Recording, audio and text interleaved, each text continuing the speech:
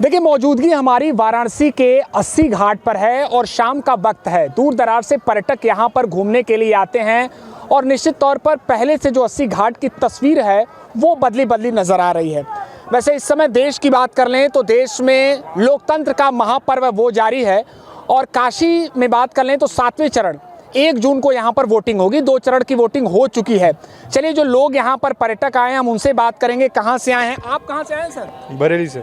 बरेली से आए। इस बार देश की जनता किन मूड पर वोट कर रही है, क्या मुद्दा रह रहा है सर इस बार? अब देश की जनता क्या कैसे वोट करेगी वो तो मुझे नहीं पता, पर हाँ मैं अपना बता सकता हूँ कि जो डेवलपमेंट देश में हो रहा है, जो एग्जिस्टिंग गवर्नमेंट है, ग्लोबल इमेज ऑफ इंडिया अच्छी हुई है, यही सब चीज़ों को नज़र में रख के वोट करेंगे। ग्लोबल इमेज एक सबसे बड़ा संकट की बात कर रहा है विपक्ष की। नहीं, यहाँ महंगाई बेरोजगारी बढ़ी है। आप युवा हैं, आप समझ सकते हैं। क्या लगता है आपको कि इसमें सच्चाई है? देखिए, economically inflation is always a good thing as compare to deflation. तो अगर कोई प्रीवियस गवर्नमेंट भी होती तो अगर वो रेगुलर वर्किंग ठीक से कर रहे होते तो इन्फ्लेशन बाय द टाइम धीरे धीरे बढ़ता ही है। जी, और भी लोग हमारे साथ हैं। आप क्या सोचते हैं सर, किन मुद्दों पर वोट करना चाहिए? विकास के मुद्दे पे ही सबसे ज़्यादा वोट होना चाहिए।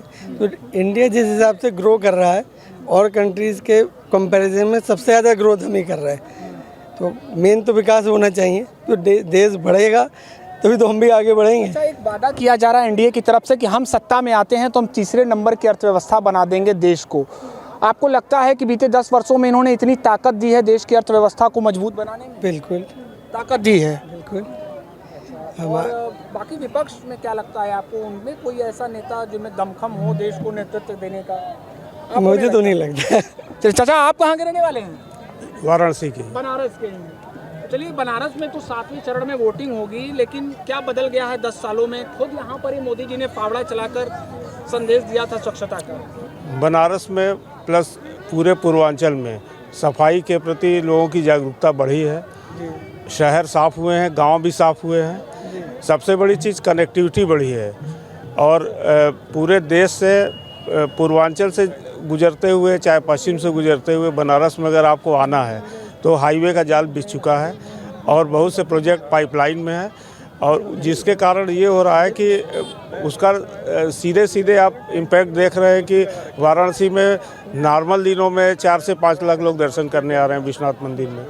पूरी उससे जुड़े हुए जितने लोग हैं सबकी इनकम बढ़ी है, तो कुल मिला के अच्छा हो रहा है और आगे और अच्छा होना चाहिए। लगता है सर आपको कि अर्थव्यवस्था को मजबूती दी है सरकार ने? आपको लगता है सर? बिल्कुल लगता है और दी भी है। अगर हम पीछे जाएं 2014 में भारत दुनिया की 10वीं सबसे बड़ी अर्थव्यवस्था था, आज वो 5वें नंबर पे आ गया है।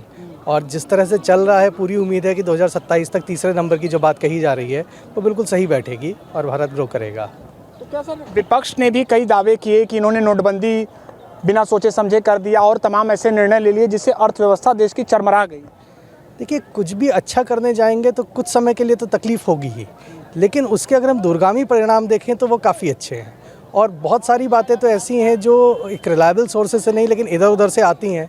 जैसे कुछ कहा जा रहा था कि कुछ दूसरे देशों ने भारत की करेंसी लाने की उनकी संभावना थी, उस पर प्रहार हुआ। कुछ ऐसा हुआ कि हमारे देश की अवस्था जितनी अच्छी हुई लेकिन आस पड़ोस के मुल्कों की अर्थव्यवस्था एकदम चरमरा गई। ऐसा क्यों हुआ? तो कुछ ना कुछ तो कारण हो गई जो आम जनता को नहीं पता। बिल्कुल, ये सोचने वाली बात है। हालांकि चुनावी सरगर्मी जो है वो पूर्वांचल का बढ़ रहा है।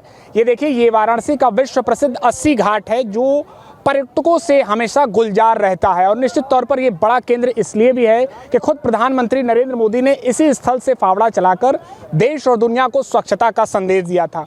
फिर एक नए मुद्दे के साथ आपसे जुड़ेंगे और लगातार चुनावी चर्चा जो है वो हमारी जारी रहेगी। एबीपी लाइव के लिए वाराणसी से निशांत चतुर्वेदी।